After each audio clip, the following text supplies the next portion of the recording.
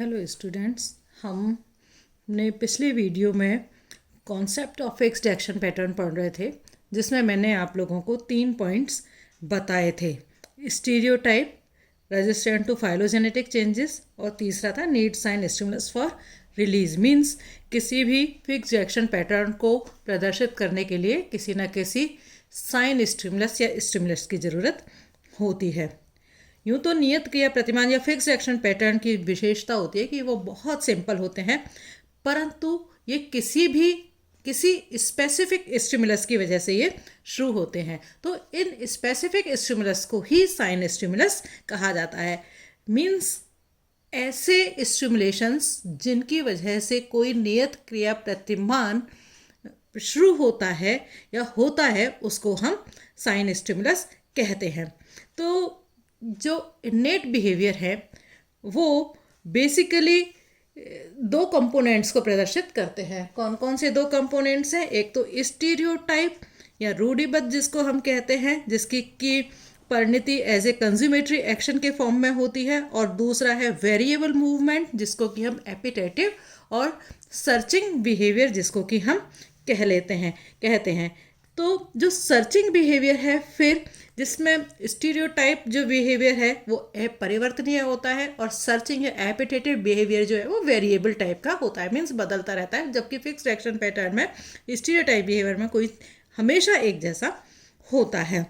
तो जो एपिटेटिव बिहेवियर होता है उसकी 2 विशिष्टताएं होती हैं। एक तो गतिमान प्रतिरूप होता है, मीन्स डायनेमिक होता है, और दूसरा लक्ष्य या उस उद्दीपन की तरफ जिसके के प्रति जंतु सेंसिटिव हो उसके प्रति ओरिएंटेड होता है। फॉर एग्जांपल भोजन है या पानी है, जो भी है।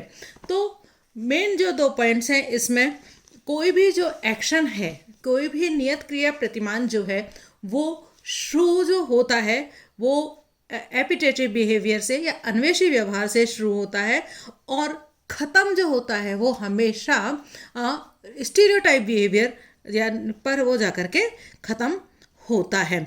फॉर एग्जांपल कि यदि डॉग है, उसको भूख मिलने पर, भोजन के मिलने पर, मीन्स जब पहले वो भोजन को ढूंढता रहता है, भूखा होता है जब, और भोजन के मिलने पर उसकी जो एपिटेटिव बिहेवियर है, जो सर्चिंग बिहेवियर है, वो ख़त्म हो जाता है, और उसके बाद में नियत क्रिया प्रतिमान जो बिहेवियर है वो शुरू होता है, जो कि अपरिवर्तनीय होता है, जो कि हमेशा एक जैसा ही होता है।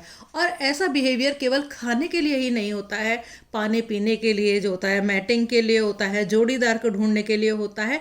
ये सब फिक्स्ड एक्शन पैटर्न होते हैं, मीन्स हमेशा ही ये एक तरीके से होते हैं। मैटिंग के लिए ढूंढने में वो काफ़ी घंटे व्यतीत कर सकता है, लेकिन मैटिंग का जो तरीका है वो हमेशा उनके अंदर एक जैसा होता है। लेकिन ये दोनों ही प्रोसेसेस, चाहे वो एपिटेटिव बिहेवियर की हो, चाहे वो स्टीरियोटाइप बिहेवियर की हो, दोनों ही उसके मोटिवेशन लेवल के ऊपर डिपेंड करती हैं। जब कोई डॉग भूखा है तो उसका मोटिवेशन लेवल मैक्सिमम होता है, उसकी ललक जो है बहुत ज़्यादा बढ़ जाती है, और वो फूड मिल जाता है तो जब वो खाने में लीन हो जाता है, और जब वो खा चुकता है तो उसका मोटिवेशन लेवल जो है वो धीरे धीरे कम होकर के बिल्कुल शून्य हो जाता है जब वो पूरा भोजन कर लेता है। तो इस तरह से उसका जो मोटिवेशन लेवल है वो लास्ट में बिल्कुल शून्य हो जाता है, और इस तरह से जो एपिटेटिव बिहेवियर होता है और जो कंज्यूमेटरी बिहेवियर है, दोनों का ही समापन यहाँ पर हो जाता है। नाउ और सवाल ये जो होता है कि इनेट बिहेवियर जो है वो हमेशा वंशागत होते हैं। लेकिन क्यों होते हैं वो वंशागत? ड्रिंकिंग है, पानी पीना है, जोड़ीदार बनाना है, फूड है, फ्लाइट है, फ्ली है, ये सब इनेट बिहेवियर हैं जो कि जीन्स के द्वारा नियत होते हैं। यदि सपोज ये प्रोसेसेस जीन्स में स्थानांतरित होते हैं, क्योंकि इसकी वजह से इनके जो ऊर्जा है उसका है, और जो समय लगता है इनको सीखने में वो उसमें इनकी बचत हो जाती है।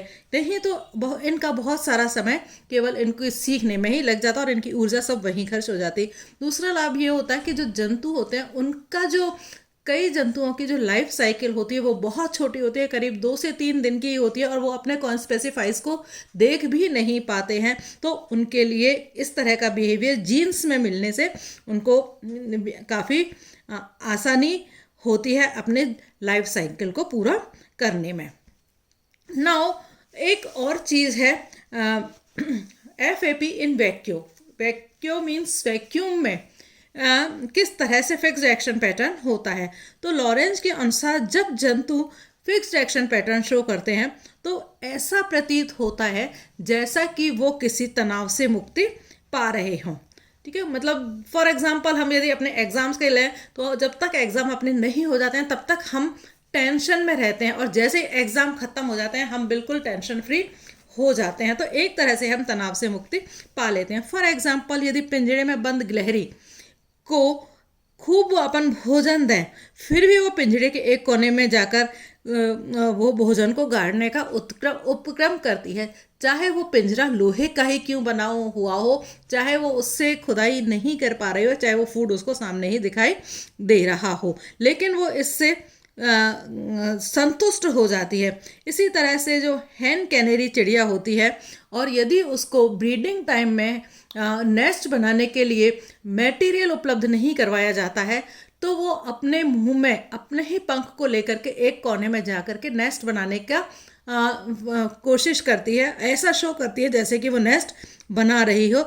जबकि जो पंख है वो उसके शरीर से ही लगा हुआ होता है। तो इसी तरह से जो गर्भवती फीमेल चिड़िया होती है वो भी अपनी पूंछ को मुंह में दबा करके नेस्ट बनाने की कोशिश करती है, घोंसला बनाने की सारी प्रक्रिया को इस तरह से पूर्ण करती है जैसे कि सच में घोंसला बन रहा हो। तो इस तरह के प्रतिमान को या नियत क्रिया प्रतिमान को हम कहते हैं इन वैक्यूम प्रतिमान, इसको हम कहते हैं कि, या फिर शून्य में रिलीज हम इसको कहते हैं। ये मैं आपको फिक्स्ड एक्शन पैटर्न का थर्ड पॉइंट मैंने आपको बताया था, नीड साइन टू स्टिमुलस, जिसमें मैंने आपको बताया FAP इन वैक्यूम। आज मैं आप लोगों को नेक्स्ट जो पॉइंट कॉन्सेप्ट बता रही हूँ, concept of IRM। IRM means इनेट release mechanism, जिसको हम कहते हैं उस IRM की फुल फॉर्म है इनेट रिलीज मैकेनिज्म, जो कि एक तंत्रिकीय संवेदी क्रियाविधि है जो किसी विशिष्ट स्पेसिफिक साइन स्टिमुलस की प्रतिक्रिया में व्यवहार की मुक्ति करती है, जिसको कि हिंदी में जन्मजात मोचक क्रियाविधि भी इसको हम कहते हैं। दूसरे शब्दों में हम ये कह सकते हैं कि जन्मजात ही एक ऐसा न्यूरल सेंटर मिलता है जो कि साइन स्टिमुलस के प्रति प्रतिक्रिया दिखाता है। यह जो कॉन्सेप्ट है ये निको टिनबर्जन के द्वारा दिया गया कॉन्सेप्ट है। IRM का जो कॉन्सेप्ट है वो निको टिनबर्जन के द्वारा दिया गया है। नाउ इस कॉन्सेप्ट की जो खास बातें हैं कि ये IRM एक न्यूरो सेंसिटिव एक्टिविटी है जिसको कि इनेट रिलीज मैकेनिज्म भी कहा जाता है, और ये कब शुरू होती है, जब भी कोई स्पेसिफिक साइन स्टिमुलस मिलता है तो उसके परसेप्शन एंड प्रोसेसिंग के लिए IRM की प्रोसेस का होना आवश्यक होता है। तो IRM क्या है फिर? IRM सेंट्रल नर्वस सिस्टम में एक हाइपोथेटिकल लोकस माना जाता है जहां पर कि साइन स्टिमुलस जाकर के अपना रिएक्शन करता है। तो हर एक साइन स्टिमुलस के लिए अपना अलग एक IRM लोकस जो है वो पाया जाता है, जहां पर कि जो स्टिमुलस है वो अपना प्रभाव डालता है। तो इस तरह से साइन स्टिमुलस, IRM और FAP में आपस में एक दूसरे से कोऑर्डिनेट बिहेवियर करते हैं, और ऐसा साइन स्टिमुलस और IRM में एक तरह से लॉक एंड